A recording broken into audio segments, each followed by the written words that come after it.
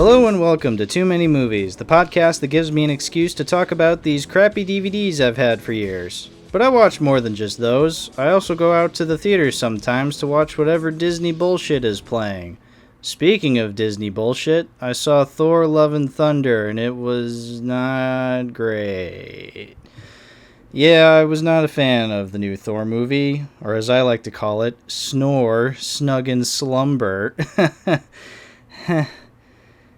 Yeah, that's about on par with the jokes that were in the movie. So, I'm not gonna lie, I've never really been a fan of Thor, in any of the movies. I guess he's fine in the Avengers because, he's kind of like a side thing in the Avengers movies, but main-wise, I can't really, not really main-wise, like his movies when he's a main character, I just can't get into it, The first Thor movie is so boring. The second one, even more boring. The third one, technically the best out of the three, but really just more so annoying. I really can't stand the sense of humor in Thor Ragnarok, but whatever, it has its fans. But it was popular enough that Taika Waititi came back for Thor Love and Thunder, and, well, I was not a fan of it. This goes into my distaste of Taika Waititi in general. I just can't stand his... I can't stand his sense of humor. I really can't anymore. It's so annoying to have to, just have every line of dialogue be some sort of self-referential joke, just be like these just not taking anything seriously, just has to be quirky and whatever, just quippy like every few seconds. It gets insufferable after a while. I don't like how dependent he is on that kind of humor, and it just every movie, even movies where he's not the director, like even movies that he stars in, like in Lightyear and in Free Guy, and it's just constant. I can't stand it. I really can't. I really can't stand Taika Waititi. He is the new Seth Rogen. He gets annoying the more times I see him, that I really can't stand him. Clearly that's a personal bias of mine, so not everybody shares the same opinions as me, and that's fine. Even with that in mind, even with my distaste on Taika Waititi, bearing that in mind, the movie just does not work. It is trying to be quippy and funny, but it's also supposed to be weirdly serious. It deals with some really, really weirdly serious topics. The villain, for example, he is described as Gore the God Butcher, and he wants to kill all gods, which sounds really edgy, but he doesn't really do any of that. I mean, we don't really see him do a lot of that. We don't really see him a lot to begin with. He is shockingly a villain we see very little of in this movie, and that's a shame because Christian Bale kills it in the role. He is so good at just being sympathetic, at being kind of funny. There are some scenes where he's acting really goofy, and it works. I really liked him in those scenes, and I think it's because Christian Bale is just a good actor, and he can do that kind of stuff. I feel for him. I, honest to God, was rooting for him more so than Thor. I really wanted him to win. I was rooting for the villain. That tells you everything you need to know about this movie. I was rooting for the villain.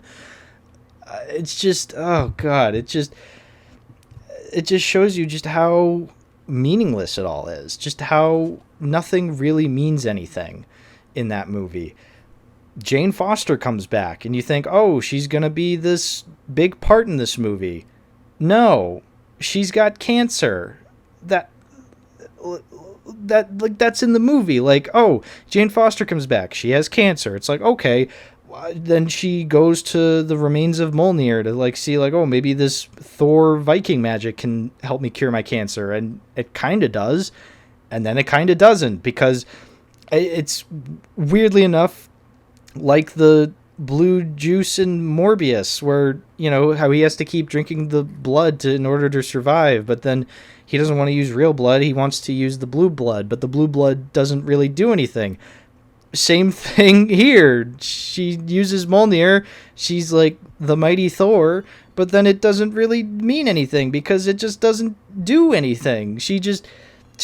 Every time she drops the hammer, she's just normal Jane again, but with worse cancer. Like, apparently every time she becomes Thor, like, the cancer eats away at her even more so. It's like, what is going on? Why is this in a Thor movie? Like, what is the point of all this? Why are we doing this? What is going on? Like, why is this her story? Like, I get that, you know, the first two movies, she didn't really have a story. She wasn't really in it all that much. You know, the first two movies didn't really utilize Jane Foster all that well. And, like, okay, fair enough. But, like, how is this any better? Like, this is just so stupid, like, when I'm watching. Oh, God. And then it just culminates into the climax so the climax is really stupid. Like, first of all, Thor gives his powers to, like, all these kids so then they can fight off these shadow demons. It's the dumbest fucking thing I've ever seen in a Thor movie. It's just so stupid. I was just like, oh, now my powers are to these kids. And, you know, you see these kids with, like, glowing eyes, and they're, like, using, like, these freaking pieces of metal, and they're just hitting these monsters. Oh, my God, it's so stupid. But then, you know, Jane comes in to save the day, and then she dies. Jane Foster, as the mighty Thor, dies after not even one movie. It's like, I thought she was going to replace Chris Hemsworth as the new Thor. Like, you kind of expected that going in. You know, Iron Man's dead, they're going to replace Iron Man now. Captain America's dead, now Falcon is Captain America. You know, Thor was probably going to sacrifice himself in some ultimate sacrifice scene, and Jane Foster was then going to take on the role of Thor. No, that's just not the case. She just dies of cancer, and that's the movie. That's what happens. She dies of cancer. It's like, why bring her back then? Like, what are you doing, Marvel? Why were you hyping her up as, like, gonna, like passing the torch on to having her, and then it's like, nope, she's just not Thor anymore because she fucking dies. It's like, what was the point of bringing her back then? I don't get it. Like, I'm reminded of seeing this, like, tweet a couple months ago where, like, there's this guy who was trying to, you know, quote unquote, own the bigots, where he was like, oh, get used to it, you know, racists and sexists, you know, Falcon's now Captain America, Jane is now Thor. It's like, well, that was a fucking lie, because Jane's not Thor anymore because she's fucking dead. It's like, what was the point of bringing her back? Just, oh God, it amounts to nothing. Nothing. It means absolutely nothing. What is the ultimate change? What is the ultimate change of status quo in this movie? Thor adopts Gor's dead daughter. So Gore is trying to get to this wishing well this whole movie, and he gets to it, and, you know, after having a change of heart, because I guess he sees Jane die of freaking cancer, he's like, oh, my last wish is that instead of killing all gods, I want my daughter to come back to life. It's like, okay, and she comes back to life, and now he's dying, because, I don't remember, I guess he gets, like, injured during the battle, and his daughter comes back to life, and she's just, like, looking at her dead father, like, and she just looks like she feels nothing. It's like, what are you doing? Like, your father's dying right in front of your very eyes, and this kid's just like, whatever, I don't care. It's like, okay, clearly this child was not hired through her acting chops, which is pretty funny. It's just, oh God, it was so stupid. But yeah, I guess now Thor is a dad, and the child's name is Love, and the ending scene of them like in the kitchen, and not only is she bad at facial expressions, she's just bad at acting, because she's just like, oh, piss off, Thor, Uncle Thor, whatever. Like, she's just saying it in the most unconvincing way, because it's a child. I get it, children can't act. I can't really get too mad, but it's just like, I don't know, you couldn't have hired somebody better. Whatever. Like, I give a shit. Like, I really care. It's Thor Love and Thunder. Like, I wasn't expecting anything that great. There's just so much more that I haven't even mentioned, but what else is there? What else, honestly, is there to say other than I didn't like it? I'm not even really that surprised. As I've been saying with the MCU stuff for the past year, I've just been very unimpressed with what they've been churning out. There was that little stint where I was more impressed with the stuff coming out. I loved No Way Home. I was very generous towards Moon Knight, maybe even a little too generous, but I still enjoyed quite a bit.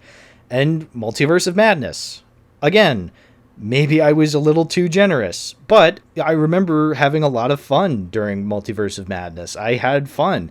Even if it's not that great upon rewatch, I don't know, I still had fun. That's all I could ask out of a Marvel movie.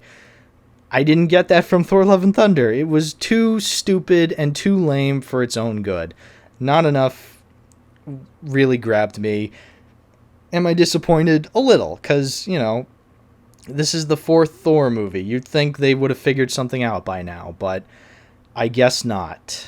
So I guess to, tie talking about this movie into this podcast a little more, since it's a recent movie, when it eventually comes out on Blu-ray, will I be adding it to my collection?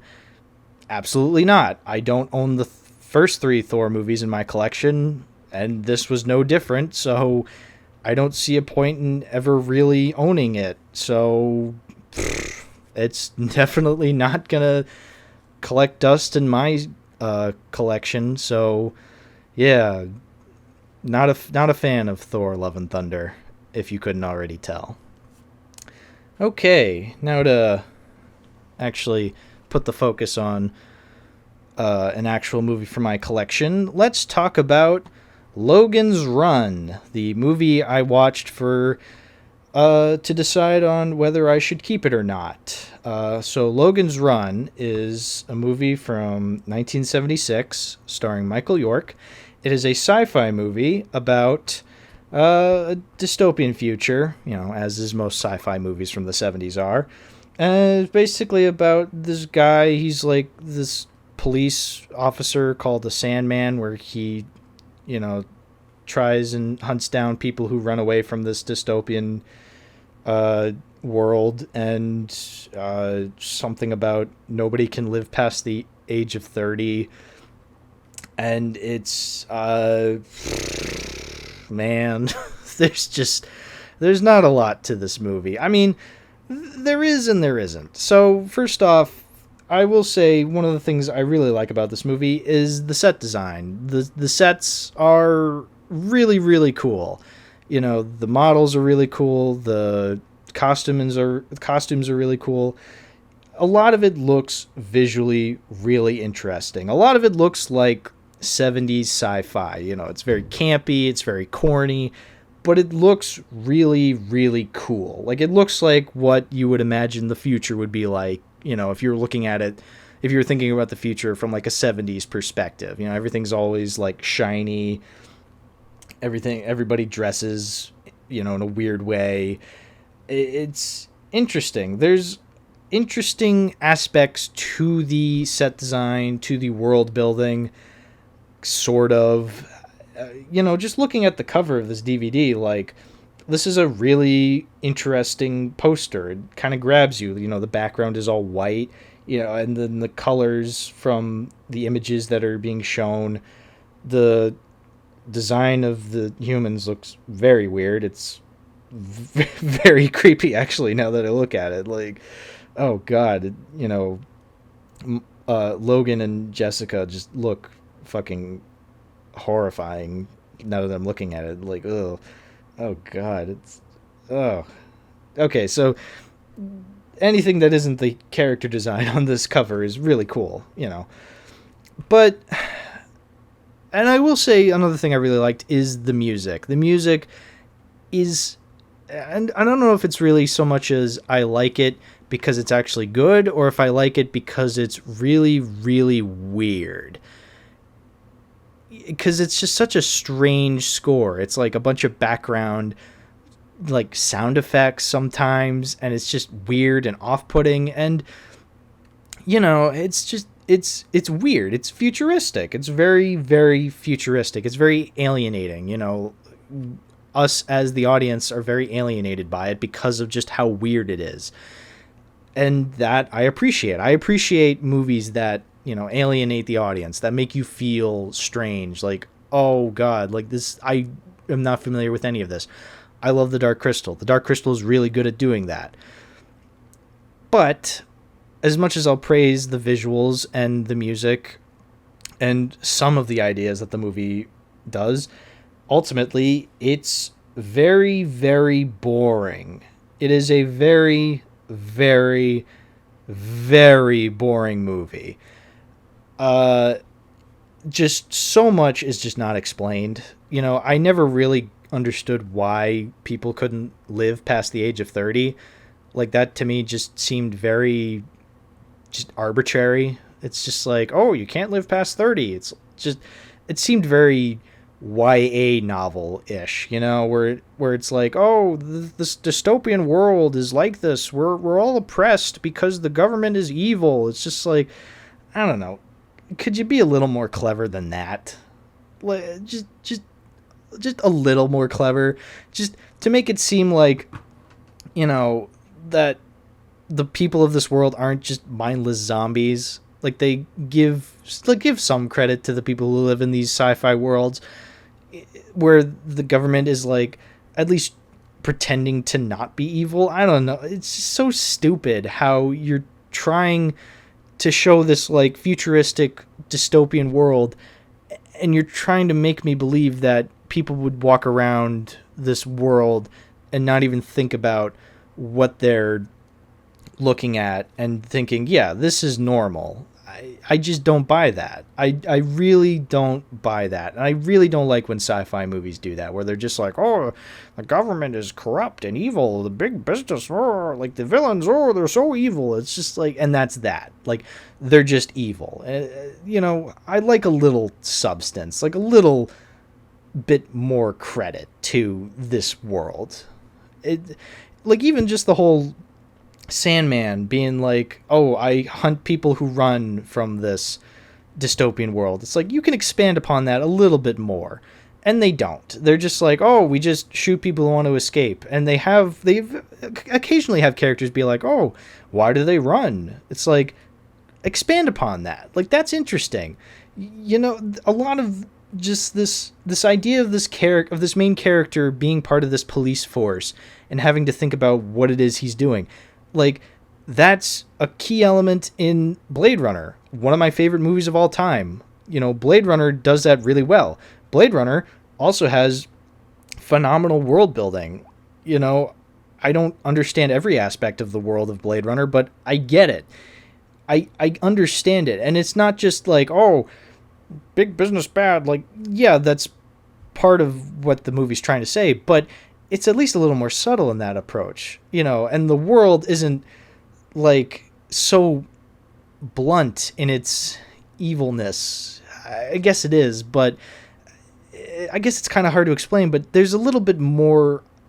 I get the idea that, people live in this world, this future. I can understand people living in this future more so than I can understand people living in like the Logan's Run future. I can't understand people just walking around and just blindly accepting that this is society. I understand it more in something like Blade Runner. It just, and that to me also, and that also comes into play with the performances. I gotta say, the acting in this movie is not very good, and it's very apparent in the main characters. Michael York is the main character. Plays Logan. He's kind of bland. He's very just... he he's so uninteresting as a main character. It's what's funny about him is he plays, I think it's Basil Exposition in the Austin Powers movies, and he's like this ho-hum, like, happy British man. He's just like this, he's just like this weird kind of like fake happy British man. It's like he's funny in those movies, but he's also the side character in those movies. He doesn't get a lot of screen time, and he works. Here he's just like kind of this bland, like, just takes everything as is, and is just, I never really got the sense of what his motivation was. He's so at one point in the movie he has to run, like he's trying to run, like the point of the movie is that he's on the run, he's running away, trying to escape this dystopian world, but like he doesn't really do so on his own accord. He does so because that's his job. Like the company, like the Sandman, like the computer that tells him what to do, tells him, hey, you need to go out and run, to find out where this place is that all these people are running to. It's just like, it's an assignment. But like he also wants to run, like, again, like it's never really explained. Is he actually running, or is he running because he was programmed to? Like, again, like it's never really explained. I can never really get a read on him. Not only is that through the writing, but through the performance, and like none of that really conveys that really well. I never get the idea of what his motivations are, and that's very crucial for a main character. I'd like to know what his main motivations are. I'd like to know, because he's the character I'm supposed to, kind of put myself in the shoes of, be like, oh, what would I do in this situation? I don't know, because I don't know who this guy is. I really can't think like this guy, because he's just so boring. Same with the main actress, the main lead. I forget her name. Jenny Agutter, I think. She plays Jessica. She is so terrible. She is so bad. Every scene she has a speaking line. She's just like wide-eyed. She has her mouth open. She's just like, oh, and just like mumbles and just says random shit. And it's just like, oh God, you suck so badly. Like, oh, I can't stand her. I really can't stand her. And she's in the movie so often. And apparently they're supposed to be a couple. They're just like, oh, I love you. Oh, I love you. It's like, why? What do you two offer each other? You're literally two of the most boring characters I've ever seen in a sci-fi movie. Oh, God. And it's just that for the whole movie. It's just these two bland leads running around this dystopian world, and then they escape, and now they're in the real world, which is now like all overgrown because humanity died off hundreds of years ago, and everything is just buried under plants. Like they eventually make it to like Washington DC, and it's all covered in plant life. You see the Washington Monument, you see the Capitol building, you see the Lincoln Memorial, and they're just walking through, and they're just like, oh, what was this civilization like? And it's like Planet of the Apes, but worse, because it's just nothing's being said. Absolutely nothing is being said. They're just like, oh, who's this guy? Abraham Lincoln? Like, oh, it's just like, it means nothing. Like, you're not saying anything. You're just pointing out that these things are there. It just means nothing. I don't care. I don't care for these characters. I don't care that they're finding the remains of humanity. I don't care. I seriously don't care. They come across, an old man. They come across a killer robot. They see the sun for the first time. Like, these are all really, they should be like huge scenes. Like, they see the sun for the first time after not being in the sun. Whatever. Like, they have like the most monotone reactions to seeing the sun. I swear to God, like, fucking Trinity seeing the sun in Matrix Revolutions was more impactful of a scene than anything in this movie. Like, their reaction to seeing the sun in this movie. Fucking Trinity, one of the most boring characters in the Matrix. She had more of a reaction to seeing the fucking sun for the first time. Then they come across a killer robot. Whatever. Like, he pulls out two guns, tries to freeze them to death. Whatever. Like, I care. They come across an old man. This should be huge because their stupid sci-fi rules are like, oh, you can't live past the age of 30. It's like, okay, again, stupid, but okay, now they come across an old man who's way over 30. It's like, holy shit, like, this should be like a really interesting scene. Like, not only are the performances underwhelming, just the way they treat the guy, the way the writing has them just be like, oh, who are you? Like, why do you have wrinkles on your face? Like, oh, it's like, like, you have such cool opportunities to make this an interesting movie and you refuse to. It's just so frustrating to have to see this movie with all these really neat sets, these really neat costumes, these really neat ideas, and just nothing gets done with them. There's nothing that happens. Like, even the climax is so stupid. So Logan gets captured again. Like, Logan and Jessica go back to the city because they want to tell people, like, oh, there's an outside world. And, for the first time in the whole movie, like, Logan's just yelling and just acting all crazy, like, oh, you gotta believe us. There's a world outside. There's an old man. And, it's just like, oh, now you act. But then they get captured by the Sandman. And so then Logan gets into, he gets questioned by the computer, being like, oh, what did you find Sanctuary? Did you find the place we were asking you to? And he's refusing, I guess. I don't really understand what's happening. Like, he's refusing the computer, but the computer's like asking him questions, and then there's like 4 screens surrounding him, and it's of another Logan just being like, there is no sanctuary. And then it just keeps going on and on like that, and like the computer starts malfunctioning ? I genuinely have no idea what's going on in this scene. It is so poorly communicated what is even going on. Then the computer explodes, and then a bunch of buildings in the dystopian world start exploding. Apparently, like, then everybody's just running around because Logan just wasn't cooperating with the computer. It's so poorly executed. I don't understand what's happening. I don't understand what's going on. I don't know what the movie wants me to think. I'm so lost, and the movie's almost over. It's like, whatever at this point. I don't even care. It just ended, and after all of that, the movie ends on a happy note. And that's how you know that this movie just falls short of what it was trying to do. Because when has a sci-fi movie, a 70s sci-fi movie, like the 70s, the 1970s, one of the most depressing decades in cinema. You get so many dramatic movies. You get so many just fascinatingly just dramatic and just like sad, depressing movies.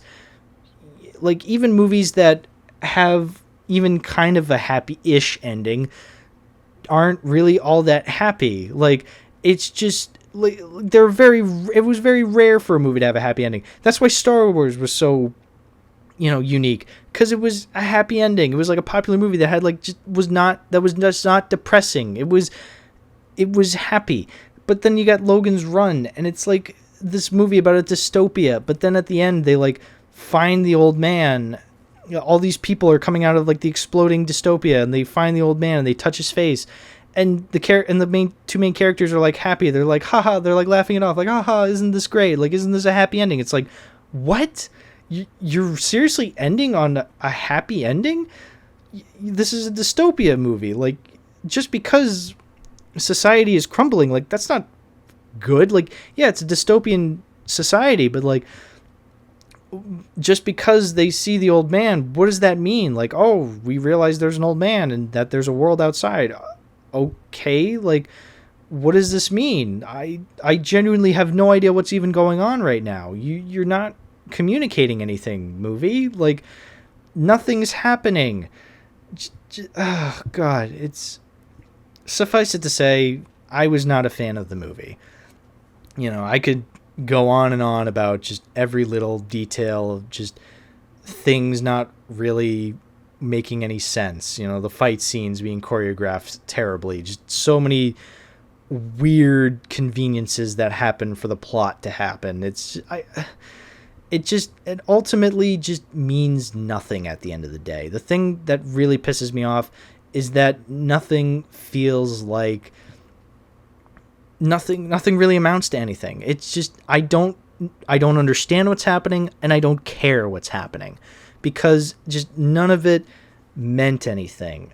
And I'm sure there's going to be people disagreeing with me. I'm sure, because, you know, this is seen as like a sci-fi classic. They're just like, oh, Logan's Run, you know, that's a sci-fi classic. It's classic science fiction from the 70s. It's like, honestly, I just don't see that. I just see a very, very, very boring movie that has just not aged all that well. And, you know, as for the DVD itself, I mean, it's neat. You know, it's from the early 2000s. You can tell it's that kind of DVD where you got like the black bar that like clicks, and you like click it open, and it's like this page opens up. It's really cool, you know, and you get the scene index, and you get the clear DVD.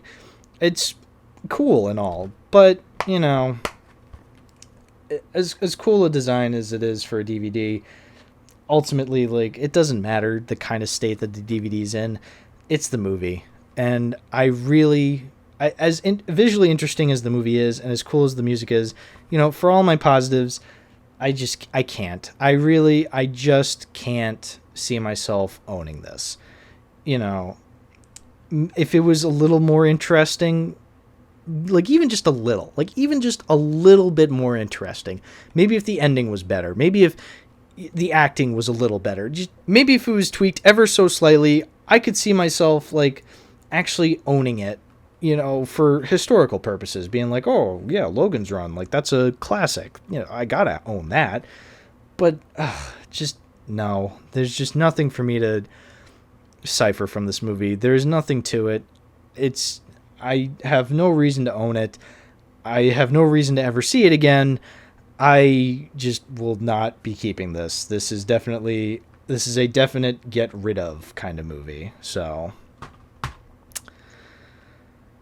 yeah, that about does it for this episode of Too Many Movies. Thank you all for listening. If you'd like to see more of these, please let me know. I am looking for any sort of feedback. I am really enjoying these. I think it's really cool to just relax, talk about movies in, you know, a very relaxed kind of manner. It's nice. It's very nice, and it gives me an opportunity to not just talk about newer movies, but also talk about movies that have just been lying around. You know, I really enjoy doing this. So, any feedback of any sorts, please let me know. Anyway, that about does it. Thanks for watching, thanks for listening, and I'll see you guys in the next one.